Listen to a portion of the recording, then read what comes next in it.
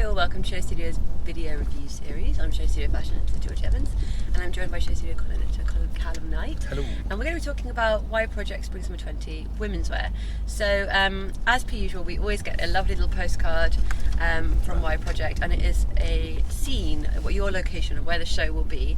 The collection is always a continuation of menswear as well. Glenn was saying that both are kind of in the same family, they're the same unit, men's and women's. When you design them all together. And so, of course, what we're going to see is going to be a continuation of what we saw back in June. So this is a little bit of a hint. In June we had kind of fantastic, opulent fabrications in menswear, and this collection was very similar. We were on the bridge right by the Grand Palais. And so this is a little indicator of where we were. So again, as you can see, opulence was really carried through in this collection. The idea of grand, Belle Epoque Paris, 19th century Paris, which is probably when this was built. And then again, the music, which we had brilliant music at the menswear show, which was operatic. I can't remember if it was that famous opera, which I now can't name, but they'd remixed it with the Muppets and made it kind of slow and a bit robotic. And this collection, the music was very similar. So it was Strauss's Blue Danube, which coincidentally would have probably been playing at the time that this building was built. But in typical Y Project stylings, sped up, slowed down, super fast, and as the collection built to a crescendo just before the finale, it got almost ear-piercingly fast and high and squeaky. It was kind of the Chipmunks on acid, which is brilliant, always adds a little bit of fun. And I think also when you are nodding to such kind of grand, opulent, operatic tropes, it's nice to have a little bit of fun in there. But what else would you expect from a Y Project show? There's always a little bit of tongue-in-cheek. So this collection, as I say, I'm going to use the word opulence a hell of a lot because Glenn was using it a lot backstage.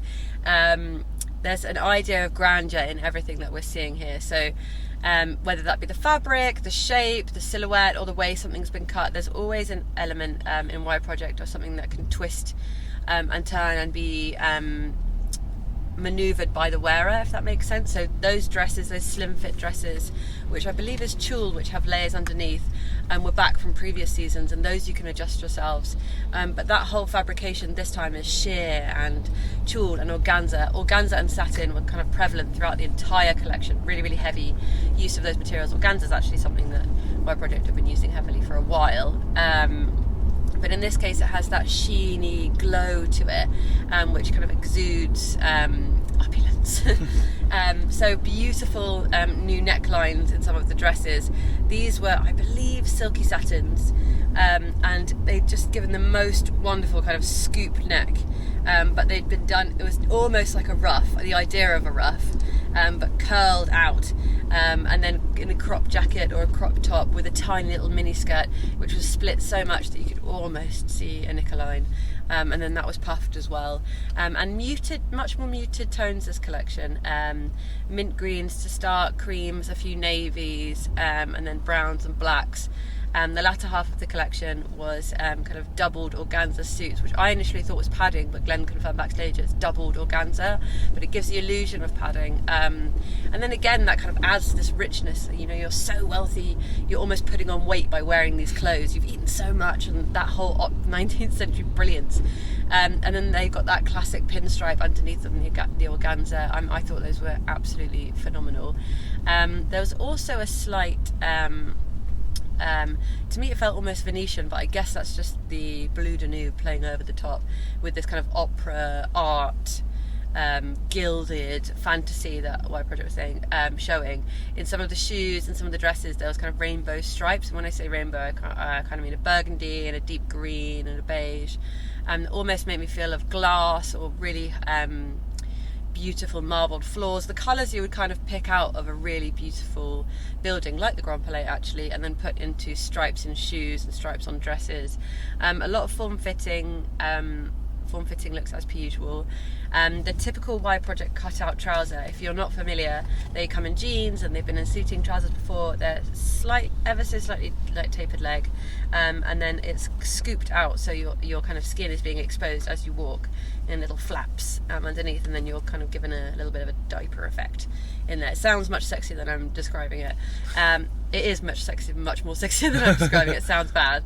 And then in this collection, they were done in, I believe, also organza as well, or a satin wrapped in organza, but in a beautiful kind of gold brown tone, which made a really great noise when the model walked, and carried on throughout as well.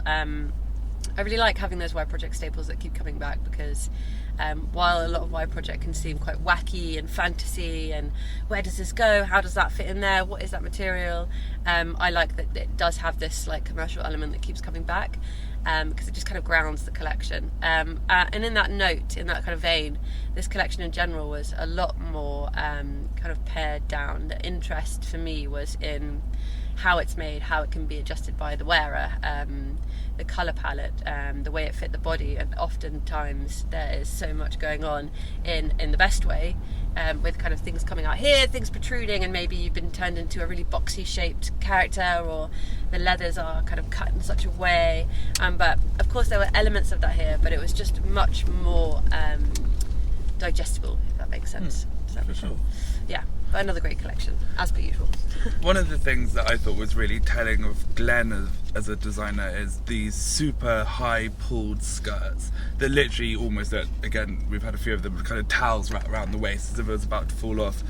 Actually, as the model walked past me, I could see there's actually a whole supporting pant in there, so there's no way that this is going to fall off and embarrass you. And he really thinks about that, and that whilst these things look so much like almost a photograph, like you couldn't actually pattern cut in a way to make this stay, all of these things can be worn around the house, or all of this, you know, they can totally last and exist in a real world, and you can take some of that fantasy back with you. Yeah, which I think is fun. And I also think just even the whole setup of it was fun, because actually the place that we were in wasn't particularly nice. Yeah. We were below this very gilded bridge. Yeah, we were literally in the tunnels underneath. But that is not actually a nice place. It's the idea of kind of, you know, when people buy somewhere so they can say that they live in this postcode or something. But actually what they have isn't that particular, but they want to be next to or associated with this grandness. And I think that play on things is quite funny. Also,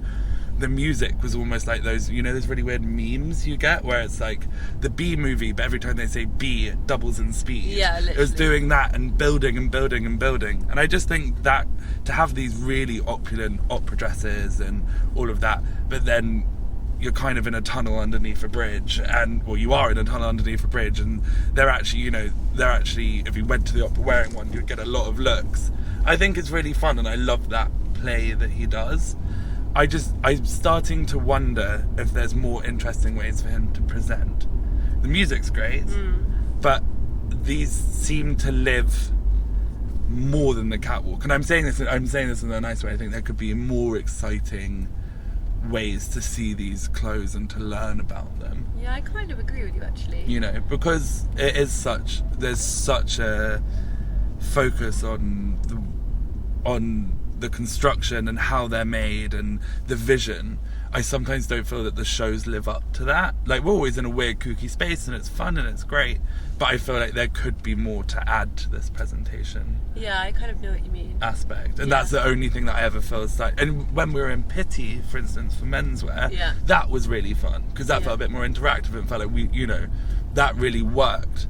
Whereas when we're just sitting kind of in benches, I think there's more, these clothes could say more, and this presentation is letting down that side. Yeah, I kind of agree with you, because they are so magical in their own way, because they kind of reveal all these amazing things that you can do with the garments when you wear them, or when you see them. I wish you could.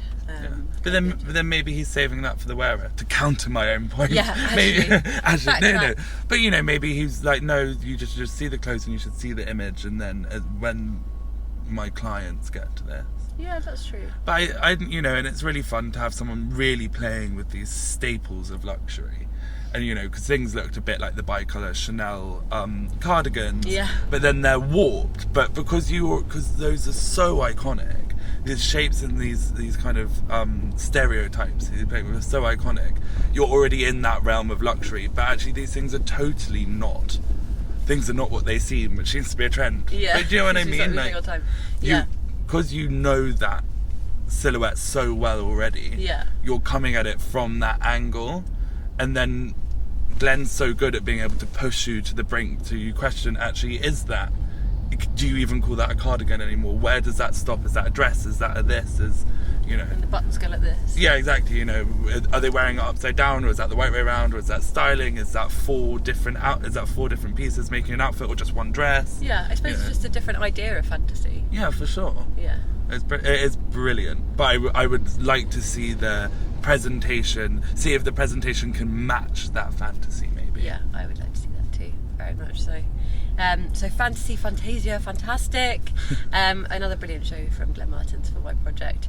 Let us know in the comments if you agree. Comment, like, subscribe if you're watching through YouTube, and make sure to visit Show Studio so you can see this show alongside our review. We'll see you soon.